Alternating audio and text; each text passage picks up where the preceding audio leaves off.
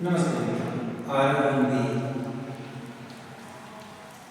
ज्ञान YouTube channel में आप लोगों का हार्दिक स्वागत है। मैं डॉक्टर आजाद सर। तो जैसा कि आप लोग जानते हैं, आप लोगों का ये डीएलएड चतुर्थ सेमेस्टर का क्लास है वह संचालित हो गया है। आज हम भी ज्ञान यूट्यूब चैनल पर आप लोग निःशुल्क समय निकाल करके आप जहाँ भी हो वहाँ से अध्ययन करने का काम करें। तो आप इसके लिए मैंने आपको पढ़ाया था इसके पाठ्यक्रम में क्या क्या चतुर्थ सेमेस्टर के चतुर्थ सेमेस्टर के पाठ्यक्रम में कौन कौन से पेपर हैं, कितने पेपर हैं, कितने नंबर के हैं, कौन सा अनिवार्य है, इसमें पास होना अनिवार्य, सब सारी चीज़ें हमने आपको बताया था। इसके बाद हमने आपको जो हिंदी का टॉपिक था कि हिंदी में आपको क्या करना है उसको हमने आपको बताने का काम किया था कि आपकी हिंदी की जो विषय है उस हिंदी विषय जो टॉपिक होगा उसमें आपको किन किन चीज़ों को पढ़ना है। इसके बाद आज हम चर्चा करेंगे व्याकरण परिचय का।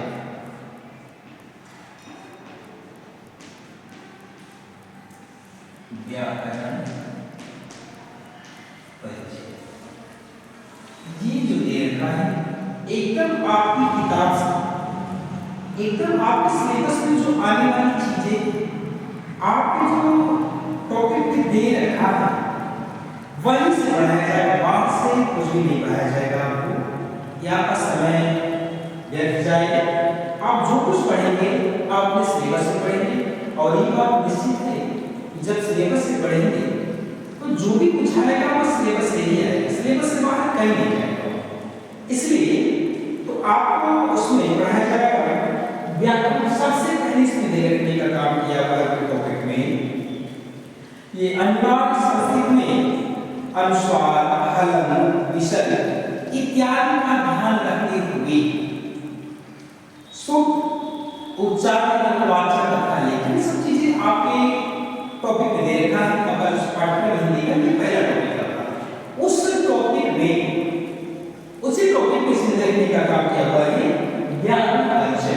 इसने कहने का काम किया हुआ है कि व्याकरण का परिचय क्या होता है। समान सी बात है, हम लोग पहले जो पढ़े थे उसमें हम लोग के गुरुजी लोग पढ़ाया करते थे कि व्याकरण वह विद्या है जिससे किसी भी भाषा का शुद्ध रूप से पढ़ना, लिखना और समझना आ जाए, जिससे हम क्या करते हैं व्याकरण कहते हैं। लेकिन यहाँ क्या उसने कहने का काम किया हुआ है कि व्याकरण का परिचय क्या है। तो व्याकरण के परिचय नहीं कहता है, पहली बात उसने कहने का काम किया हुआ है, पहला पद कहता है कि जिसकी सहायता से शब्द कहता है,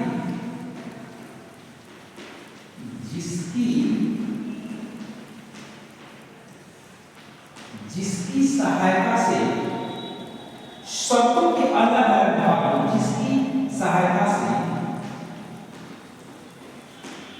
शब्दों की अलग अलग, जिसकी सहायता से शब्दों के अलग अलग भागों का पूर्ण विवेचन, अलग अलग भागों का पूर्ण विवेचन किया जाए।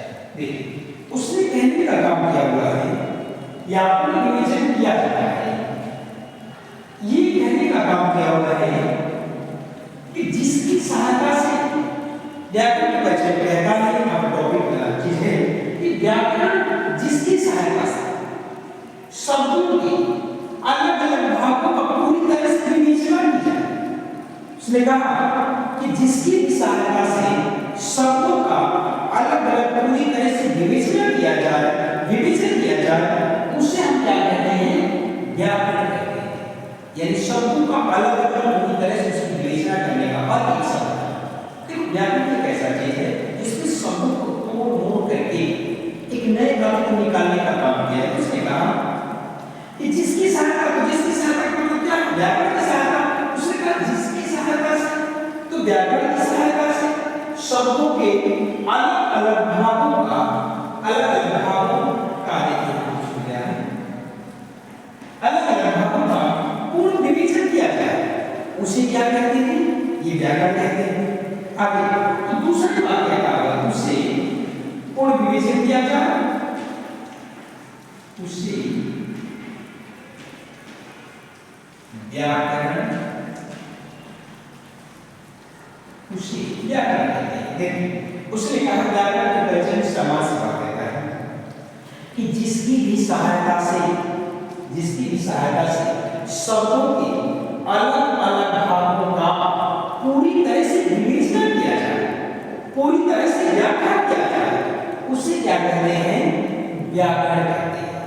दो बातों कि जिसकी भी सहायता से हम शब्दों का अलग अलग करके पूरी तरह से विवेचना करने का काम करते हैं, उसे क्या कहते हैं? व्याकरण कहने का काम किया जाता है। तीसरी बात उसने कहने का काम किया हुआ है। तीसरी बात कहता है संस्कृत शिक्षा में, कहता है संस्कृत शिक्षा में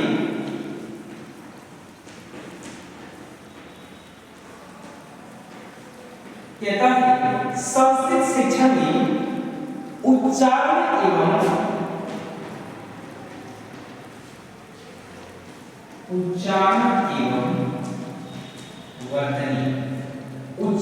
एवं वर्तनी का महत्वपूर्ण स्थान है।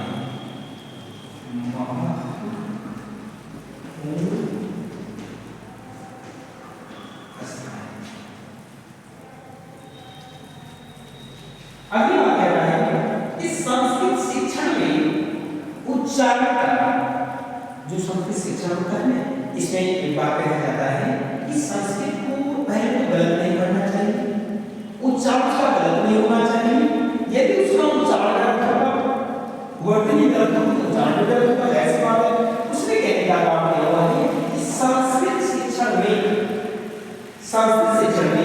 उच्चारण और वर्तनी का महत्वपूर्ण स्थान है। जो संस्कृत शिक्षण है उस संस्कृत शिक्षण में ये उच्चारण का और वर्तनी बड़ा ही महत्वपूर्ण स्थान देने का काम करता है। दूसरी बात इसने और क्या कहने का काम किया हुआ है? मौखिक भाषा, ये अर्थ है भाषा की शुद्धता, भाषा की, कहता है भाषा की शुद्धता, उच्चारण, भाषा की शुद्धता, उच्चारण एवं वर्तनी पर, उच्चारण एवं वर्तनी पर निर्भर करता है। देखिए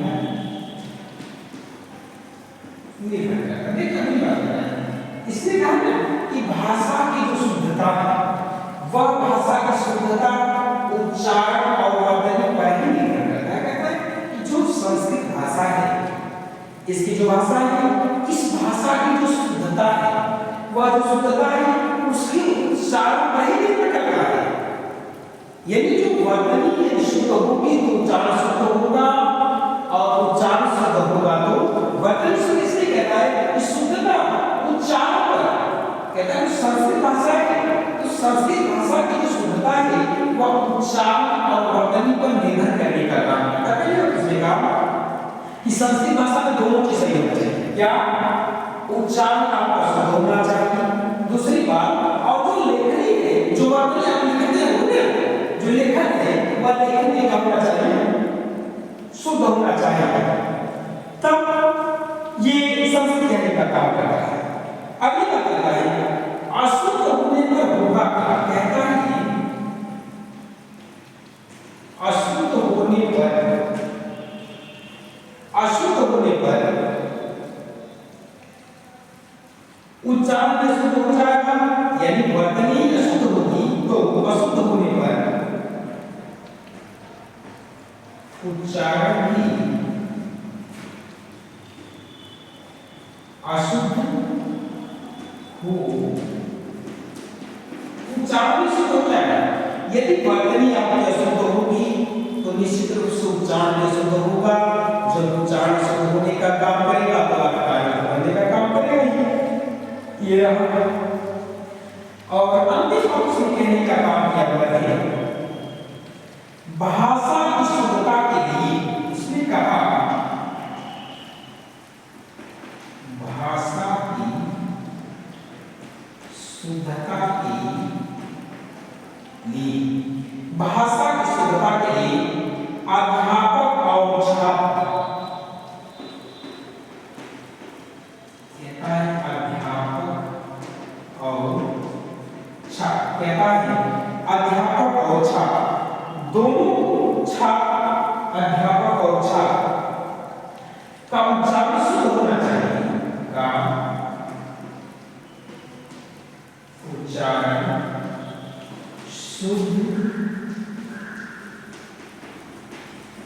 शुद्ध होना चाहिए। उसने कहने का काम किया हुआ है जो भाषा की शुद्धता के लिए कहता है संस्कृत भाषा की शुद्धता के लिए अध्यापक और छात्र का उच्चारण कहता है कि अध्यापक का और छात्र का दोनों का उच्चारण शुद्ध होना चाहिए। जब उच्चारण शुद्ध होगा तो वर्तनी भी शुद्ध होगी, यदि वर्तनी शुद्ध होगी तो भाषा का उच्चारण शुद्ध होने का काम करेगा, जब उच्चारण शुद्ध होगा तो निश्चित भाषा भी शुद्ध होने का काम करेगा। ये रहा ये व्याकरण का परिचय। यहाँ पर कुछ भी कहने का काम है, चीजों को आप समझिए। बहुत ज्यादा कुछ ऐसा है नहीं, उसने कहा कि जिसकी सहायता से आप जोड़ लेना व्याकरण की सहायता से, जिसकी सहायता से शब्दों के अलग अलग भागों का पूर्ण विवेचन किया जाए। यानी व्याकरण एक ऐसा चीज है कि भाषा के अलग अलग भागों का पूरी तरह से विवेचन करने का काम किया जाता है। वह क्या है? व्याकरण के माध्यम से भाषा का पूरा विवेचन करने का काम, हर एक शब्द का पूरी का पूरा विवेचन करने का काम किया जाता है। इसकी सहायता से, भाषा की सहायता से। दूसरी बात क्या है? पूरा विवेचन किया जाता है तो उसे जब उसका पूरा विवेचन कर लेने का काम किया जाता है, यानी भाषा का जब पूरा विवेचन कर लेते हैं व्याकरण तो उसे क्या कहते हैं? जिसके माध्यम से हम पूरा विवेचन करते हैं या जिसके माध्यम से विवेचन करने का काम किया जाता है, किसका? अलग अलग भागों का जिसके माध्यम से विवेचना किया जाए उससे क्या कहते हैं? व्याकरण कहते हैं। इसका मतलब ये है कि व्याकरण के माध्यम से भाषा के अलग अलग भागों का पूरी तरह से विवेचन करने का काम किया जाता है, उसे क्या कहते हैं? व्याकरण कहते हैं। अगली बात करते हैं कि संस्कृत शिक्षण में उच्चारण और वर्तनी का महत्वपूर्ण स्थान है। उसने कहा कि संस्कृत एक ऐसा शिक्षण है, इसमें कहता है कि उच्चारण का और वर्तनी का बड़ा महत्वपूर्ण स्थान आता है। कहता है कि इसमें उच्चारण सुधार का होना चाहिए और आपकी वर्तनी भी शुद्ध होना चाहिए, दोनों इसमें क्या होना चाहिए? शुद्ध होना चाहिए। और अगली बात कहता है भाषा की शुद्धता उच्चारण पर और वर्तनी। कहता है कि संस्कृत भाषा की जो शुद्धता है वह उच्चारण पर और वर्तनी पर निर्भर करने का काम करती है। अगली बात कहता है अशुद्ध होने पर उच्चारण की अशुद्धता। कहता है कि भाषा में अशुद्धि होगी, वर्तनी में अशुद्धि होगी तो निश्चित रूप से उसके उच्चारण में अशुद्धि होने का काम करेगी।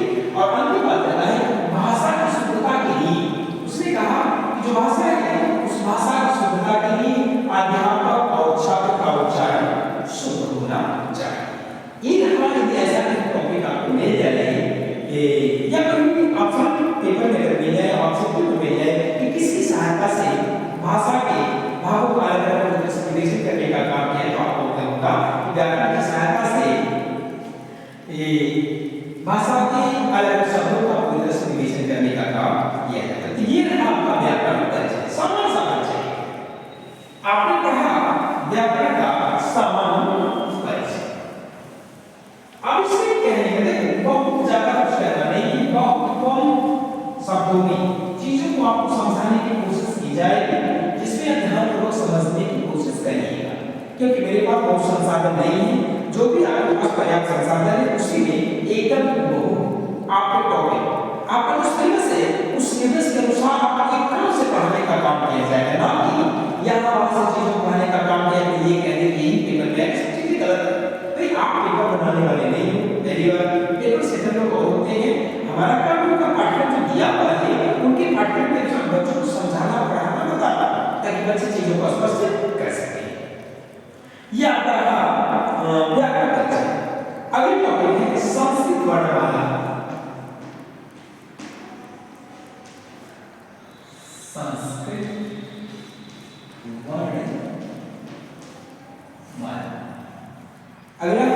संस्कृत वर्णमाला। देखिए संस्कृत वर्णमाला में ये कहते हैं वह आप चीजों को समझिए, इसमें दो शब्द हैं, एक है वर्ण, एक है माला। तो सब वर्ण का मतलब क्या? अक्षर। तो अक्षरों की एक लड़ी, एक क्रम होना चाहिए, यानी जो भी वो वर्णमाला का मतलब ये कहता है कि जो भी वर्ण होंगे, जो भी अक्षर होंगे, निश्चित रूप से क्रम होने का काम। जैसे ऐसा नहीं है आपने कहीं हिंदी में जैसे क ख ये क्रम है, अब ये क्रम ये इसको वर्णमाला कहते हैं। अब हो सकता है चार को आप कभी नहीं कर सकते हो, ऐसा हो सकता है, ये भी चलेगी, ये वर्णमाला नहीं है, ये वर्ण कहा जा सकता है कि वर्णमाला नहीं कहा जा सकता। ये उसने कहा कि संस्कृत वर्णमाला, तो संस्कृत के जो वर्ण हैं उनका जो एक क्रम है, किस प्रकार से अध्ययन करने का काम किया गया है, उसको आप समझने की कोशिश करिए। हम समझने की कोशिश करेंगे, प्रयास करेंगे ये कि आपको बेहतर से समझाने की कोशिश किया जाए। इसलिए कहता है कि संस्कृत वर्णमाला पूछना ये चाहता आपसे कि संस्कृत वर्णमाला क्या है। ये आप सोचिए कि जो संस्कृत है, उस संस्कृत के जो वर्ण है, उन वर्णों का किस क्रम होगा, उसी क्रम को क्या कहेंगे? संस्कृत वर्णमाला। इसका हिंदी की वर्णमाला होती है संस्कृत। लेकिन एक बात समझिए, ये आपकी संस्कृत, ये हिंदी में संस्कृत है, ऐसा मत समझिए संस्कृत का पेपर चले, हिंदी में संस्कृत है। चौथा सेमेस्टर डीएलएड का जो हिंदी है उसमें से दे रखने का काम किया हुआ है। उसमें कहता है ये संस्कृत वर्णमाला में ये कहता है पहले हेडिंग दिया है वर्ण। वर्ण किसे कहते हैं? उसने कहा कि भाषा की वह छोटी से छोटी, वह छोटी से छोटी, वह छोटी से छोटी इकाई, वह छोटी से छोटी इकाई जिसके कहता है जिसके टुकड़े नहीं किए जा सकते, जिसके टुकड़े नहीं किए जा, जिसके टुकड़े नहीं किए जा सकते, वह वर्णमाला कहलाती है।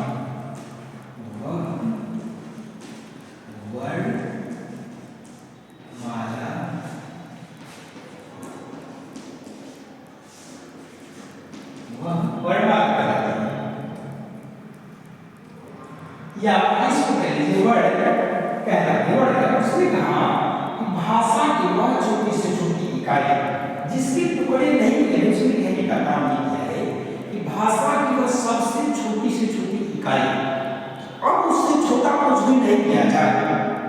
भाषा की सबसे छोटी से छोटी इकाई को क्या कहते हैं? वर्ड कहते हैं, यानी वर्ड कहते हैं या वर्ड कहते हैं। भाषा की सबसे छोटी से छोटी इकाई क्या कहलाती है? वर्ड कहलाती है। दूसरी बात उसने क्या कहने का काम किया हुआ है? दूसरी बात नंबर 1 और दूसरी बात कहता है वर्णों के, कहता है वर्णों की व्यवस्थित, वर्णों की व्यवस्थित समूह, वर्णों की व्यवस्थित समूह को वर्णमाला,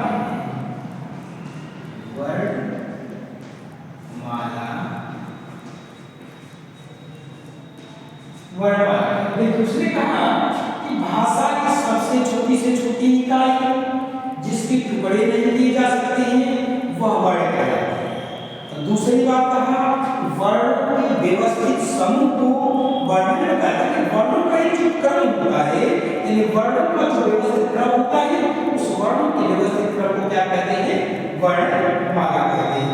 अब उसने कहा कि वर्ण भेद, ये तो ये हो गया, और यहाँ पे पढ़िए आपको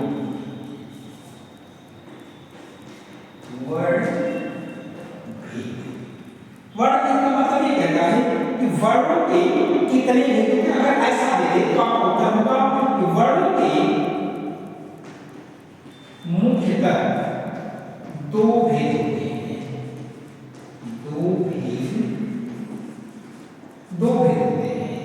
अब पूछेगा नंबर 1 कौन, तो आपका उत्तर होगा एक होगा स्वर और नंबर दूसरा होगा व्यंजन। स्वर और व्यंजन। देखिए अगर आपसे कोई कभी भी प्रश्न ऐसा करने का काम पर ऐसा है कि संस्कृत वर्णमाला में आप कह दीजिएगा, अगर कौन आपसे पूछ ले तो कह दीजिएगा कि भाषा की वो सबसे छोटी से छोटी इकाई जिसके टुकड़े नहीं किए जा सकते हो उसे वर्ण कहते हैं। अगर आपसे पूछ ले कि वर्णमाला किसे कहते हैं तो कह देना कि वर्णों के व्यवस्थित समूह को या वर्णों के व्यवस्थित क्रम को वर्णमाला कहते हैं, ये कह दीजिएगा। यदि वो पूछते कि वर्ण के कितने भेद होते हैं तो आपका उत्तर होगा वर्ण के 2 भेद होते हैं। अब पूछते कि वर्ण के कौन कौन से 2 भेद होते हैं तो आपका उत्तर होगा एक स्वर होता है और एक व्यंजन होता है। ये है वर्ण के 2 भेद। आपने समझा वर्ण के कितने भेद होते हैं? 2 भेद होते हैं। कौन कौन? एक स्वर होता है एक व्यंजन होता है। ये आपका पहले क्लास और अगली कक्षा में पुनः मुलाकात होने का काम करेगी। बस एक काम आप करिएगा, चीज को निश्चित रूप से आप मेरे ग्रुप में देख रहे हो तो कमेंट निश्चित लिखें। आया समझ में? नहीं आया समझ में? कहां से आप देख पा रहे हो? अब हमारे परिचित या अपरिचित हैं उससे कोई मेरा मतलब नहीं, लेकिन इतना बड़ी जितने भी मुझसे जुड़े हुए चैनल से सब अपने भाई बहन हैं। इसलिए आप लोग निश्चित कमेंट बॉक्स में कमेंट लिखिए कि सर समझ में आई चीज या नहीं समझ में आई। अगर नहीं समझ में आए तो पुनः बताने का किया जाएगा कोशिश उसको, या आप विशेष अगर विशेष निवेदन है निश्चित कमेंट बॉक्स में कमेंट लिखने का काम करें और चैनल को लाइक कर दीजिए, सब्सक्राइब कर दीजिए और अपने बंधुओं को उसको बढ़ा देने का काम करें, क्योंकि बहुत से लोग ऐसे हैं जो क्लास नहीं कर पा रहे हैं। विशेष रूप से